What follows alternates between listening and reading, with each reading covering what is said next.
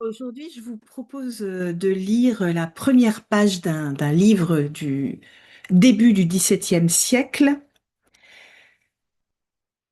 qui est un livre d'anatomie du médecin André du Lorens, ou ouais, André du Lorens, qui était le médecin d'Henri IV. Henri IV, c'est le père de Louis XIII, qui était avec Marie de Médicis. Donc, c'est intéressant de voir comment on écrivait le français fin 16e, début 17e siècle. Et j'ai vu ce livre dans un cabinet de curiosité, dans un hôtel d'art, euh, l'hôtel d'Agar. Je vais essayer de lire la première page de ce livre. Alors, vous voyez, déjà, ce qu'il faut voir, c'est que les U et les V sont imprimés de la même manière. Hein, les U et les V sont imprimés de la même manière. Et vous verrez que on sait très bien qu'aujourd'hui, quand on a un accent circonflexe sur un E, ça signifiait qu'il y avait avant un S. Mais on va voir que ça se faisait aussi pour les mots qui aujourd'hui ont un accent aigu ou grave, il pouvait y avoir un S avant, en tout cas au 16e, début 17e siècle. Alors, je vais agrandir, on va voir ça. Tin, tin, tin, tin, tin. Alors, le premier livre des œuvres anatomiques de Monsieur André du Lorens. Conseiller, vous avez vu, ça ressemble à un F, mais c'est un S en fait. Hein, les S sont faits comme des F, sans la petite barre.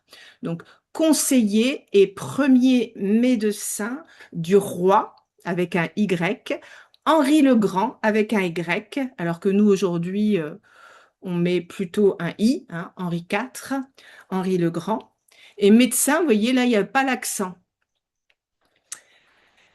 Médecin du roi Henri le Grand et son chancelier en l'université de Montpellier.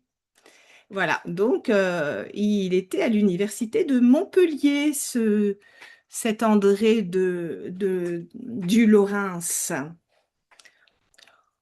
auquel sont expliquées la dignité de l'homme, l'excellence, utilité et nécessité de l'anatomie, et les préceptes généraux de l'art anatomique.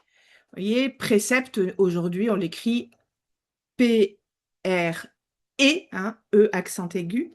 Et là, c'est un A et un E. Et là, ils mettent pas les accents. Généraux, il n'y a pas d'accent.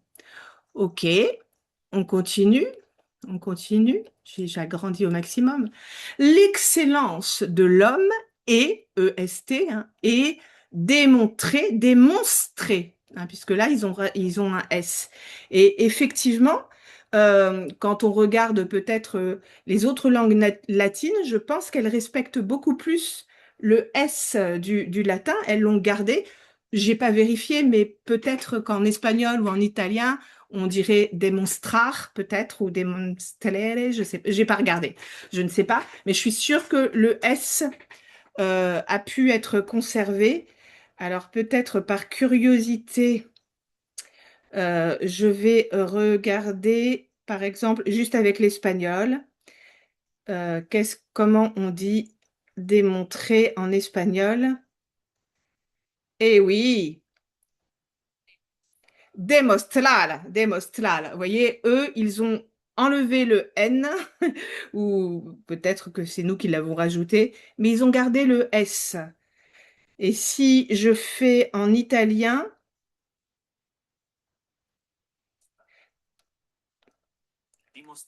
dimostrare. Voilà, donc ils ont bien gardé le S, beaucoup plus fidèle au latin que nous, parce que après, aujourd'hui en tout cas, on a supprimé les S. Voilà, mais encore à la fin du XVIe siècle, début XVIIe, on disait démonstrer au lieu de dire démontrer aujourd'hui. Donc je trouve que c'est intéressant de le voir. L'excellence de l'homme est démontrée, et démonstrée en tout cas, par la dignité de ses parties, qui sont l'âme et le corps. Ah, c'est intéressant, hein, l'âme et le corps. Hein, L'âme, c'était pas l'esprit et le corps, mais c'était l'âme et le corps. Premièrement, de la dignité de l'âme. Ok, donc ça c'est les enluminures qu'il y avait dans les livres anciens, très très jolies. La première lettre du chapitre avec le L. Alors, l'Antiquité, hein, le L est là, l'Antiquité, ça ce n'est pas un V, c'est un U. L'Antiquité nous a laissé par escrit et pas par écrit. Aujourd'hui, bien sûr, on dit par écrit. L'Antiquité nous a laissé par écrit l'homme, lequel a en, a en soi, je pense, a en soi des étincelles. Ah, on ne disait pas des étincelles, mais des étincelles célestes. Et oui, Dieu est dans l'histoire. Des étincelles célestes et des semences de la divinité, comme témoigne, vous voyez, on ne dit pas aujourd'hui on dit témoigne, et on disait témoigne, tant la majesté je ne sais pas ce que c'est, gravé peut-être. J'avoue là le mot parce que grahué ça n'existe pas, donc bon, on va dire la majesté. Je ne sais pas quel est ce terme. En sa face, comme la figure de son corps qui est droite et esselée peut-être, ou non, parce que là c'est efflué vers le ciel. Avoir esté, au lieu de aujourd'hui avoir avoir été appelé par les très sages prestres, vous voyez, maintenant prêtre, on met un accent circonflexe. Donc, quand vous voyez un accent circonflexe en français, c'est qu'avant, on utilisait le S. Là, c'est un très bon exemple. Il disait un prestre. Maintenant, on dit un prêtre, mais on rajoute un accent circonflexe. Donc, avoir été appelé par les très sages prestres d'Égypte, animal adorable, admirable. Mercure, surnommé, alors là c'est intéressant, surnommé, il n'y a qu'un seul M. Aujourd'hui, il y a deux M pour écrire surnommé. Ok, Mercure surnommé 3 fois très grand, pas d'accent, le nomme miracle grand. Donc c'est peut-être aussi une faute, hein, d'imprimerie parce que là ils écrivent bien le nomme avec deux M et avant le nommé il n'y a qu'un seul M.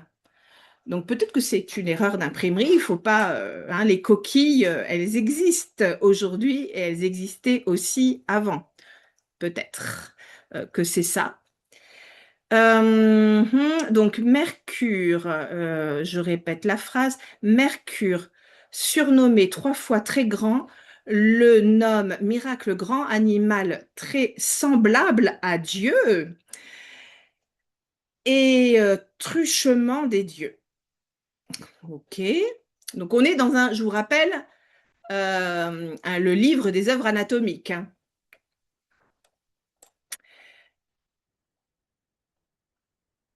Pythagore, ah voilà, Pythagore. Mais mesure peut-être, oui, Pythagore, mesure de toutes choses, et oui, mathématicien, géomètre, Pythagore, donc ça marche, mesure de toutes choses. Platon, et oui, référence à Platon, merveille des merveilles. Théophraste, Exemplaire et modèle de l'univers, vous voyez, modèle n'est pas écrit comme aujourd'hui, nous on l'écrit avec un accent grave et un seul L. Aristote, et oui, Aristote, hein, on a parlé de Platon, pas de Socrate, mais de Platon, et donc il y a Aristote, animal politique, né pour la société, ok, Synéfius, horizon des choses corporelles et incorporelles, Cicéron, animal divin, plein de conseils et de raisons. Pline, et oui, Pline, abrégé du monde et les délices de nature. Donc là, on a l'impression qu'il fait la liste de toutes ces références. On continue, mais ils l'ont tous appelé, mais ils l'ont tous appelé d'un commun consentement microcosme. C'est-à-dire, aujourd'hui, on met des tirets hein, entre c'est à dire. Donc, c'est-à-dire petit monde, d'autant qu'il contient en son corps les facultés de tous les corps et en son âme les puissances de toutes les choses animées. Ok. Le très ancien Zoroaster, Zoroaster, c'est Zoroastre, c'est la référence à Zoroastre ou Zarathustra. Le zoroastrisme, c'est une religion qui existe toujours hein, en Iran, dans quelques parties de l'Iran et en Inde. Le zoroastrisme, donc il y fait référence. Le très ancien Zoroaster, mais je ne savais pas qu'on pouvait dire aussi Zoroaster. Ayant longtemps, maintenant c'est un seul mot, on met plus de tirets aujourd'hui. Zoroaster ayant longtemps contemplé l'artifice singulier du corps humain, s'escria, et pas s'écria comme aujourd'hui, enfin par admiration. Ô homme, effort et image de nature hardie, et qui fait tout confidemment. Ah, c'est intéressant parce que la confidence, le confident, là c'est un adverbe confidemment, mais qu'on n'utilise plus. Mais ça veut dire en secret, qui se fait discrètement en tout cas. Mais c'est intéressant que pourquoi on a laissé tomber cet adverbe aujourd'hui, qui était présent en tout cas au début du XVIIe siècle. Le Sarrasin Abdalas. Alors, à l'époque, ce qu'on appelait les Sarrasins, c'était les habitants du Proche-Orient, d'Afrique, peut-être de toute une partie de l'Espagne actuelle andalouse. On disait les Sarrasins. Et donc là, le Sarrasin Abdalas, que je ne connais absolument pas, mais bon, Estant, au lieu de étant aujourd'hui, Estant interrogé, qu'est-ce qu'il estimoit, voyez, au lieu de dire qu'est-ce qu'il estimait, qu'est-ce qu'il estimoit. Donc ça aussi, c'est des tournures qui ont changé. On disait le François et pas le français. Donc là, c'était estimois et aujourd'hui, c'est estimé. De plus admirable au monde, répondit, au lieu de répondit, aujourd'hui, répondit enfin, non comme barbare, mais comme un grand philosophe, que l'homme seul hum, surpassoit, aujourd'hui on dirait surpassoit toute merveille. Ah bon, que l'homme seul surpassoit toute merveille. Comme celui qui étant, donc qui étant, l'image de ce grand monde peut en un instant le transformer en tout, comme un protée, ça fait référence à la mythologie, grecque, mais j'ai oublié, protée, oui, c'est en lien avec la mer, mais je ne sais plus ce qu'il fait dans la mythologie, Protée. Protée ou un caméléon. Alors aujourd'hui, on l'écrit sans le H, mais là, c'est, caméléon. Est-ce qu'on disait chaméléon? Je pense pas. Je pense qu'on disait quand même caméléon, comme le chaos, ça s'écrit CH. Je pense que c'était aussi prononcé caméléon, j'imagine, sans les accents. Faux au rein, faux au rein, faux au rein, on ne sait pas qui c'est, ne recognoist.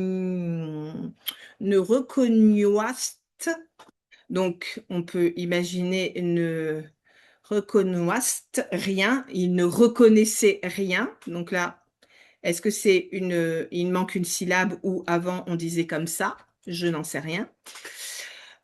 Donc, en tout cas, il reconnaissait rien. Il ne reconnut rien, je pense. Il ne reconnut rien ou il ne reconnaissait rien. De grand en la terre, orsmi. Ah, c'est drôle, hein, parce que orsmi, là, il y avait un S qui a été rajouté et que nous, on a enlevé. Maintenant, on dit hormis, on dit plus orsemi. Mais c'est logique parce que hors, en dehors de, donc le S, je comprends pourquoi il existait, mais nous l'avons supprimé aujourd'hui. Hormis, lui. Les théologiens l'appellent toute créature parce qu'il est en quelque façon ta ta ta ta ta ta. Ouais, donc je trouve ça très intéressant. Bah, bien sûr, comme dans toutes les langues, l'évolution de la langue, mais aussi l'évolution de l'écriture. Donc ce qui est assez caractéristique, c'est la présence des S qui ont été supprimés dans beaucoup de verbes. Hein, avant, c'était escrire et qu'on maintenant écrire. Et tous les mots, bien sûr, aujourd'hui avec l'accent circonflexe, ça voulait dire qu'il y avait la présence d'un S avant. Dans ce texte, il y avait l'exemple du prestre, qui est bien sûr devenu un prêtre avec un accent circonflexe. Voilà l'évolution, et puis beaucoup, bien sûr, de références culturelles et de références bibliques. Voilà. Donc, c'est ce médecin du roi Henri IV, André du Lorens, et qui était dans le sud de la France. Intéressant, n'est-ce pas? Alors là, par exemple, qu'est-ce qui est écrit? Pourquoi? Vous voyez, il y a un Y aussi. Hein, souvent, le roi était avec un Y. Là, pourquoi c'est avec un Y, pas avec un I? Pourquoi nommer petit monde? Bon, ça, je ne sais pas pourquoi il y a écrit ça dans la colonne, mais peut-être qu'il considère que c'est un petit... Ah, comme une petite remarque, hein, puisque ça fait référence à cette phrase, mais ils l'ont tous appelé d'un commun consentement microcosme, c'est-à-dire petit monde. Et là, comme s'ils mettaient une note, pourquoi nommer petit monde? Voilà, donc c'est... Voilà, c'était ça, le médecin du roi, le médecin d'Henri IV. Voilà, c'est peut-être pour ça que Henri IV est mort jeune et j'imagine aussi ce médecin est mort jeune. Je blague, je me souviens plus à quel âge il est mort, mais bon, vraisemblablement, ils sont pas morts à 80 ans, quoi. Voilà, sympa. Je trouve ça très sympa. Et puis, vous avez vu, je mets un certain temps à lire hein, parce que voilà, c'est pas les mêmes lettres d'imprimerie aujourd'hui. La majorité, oui, mais pas toutes. Donc, il faut s'habituer à cette lecture. Et c'est un livre seulement de la fin du 16e, du 16e siècle, début 17e. Voilà, bah, je vous laisse là-dessus, en espérant que ça vous a intéressé aussi.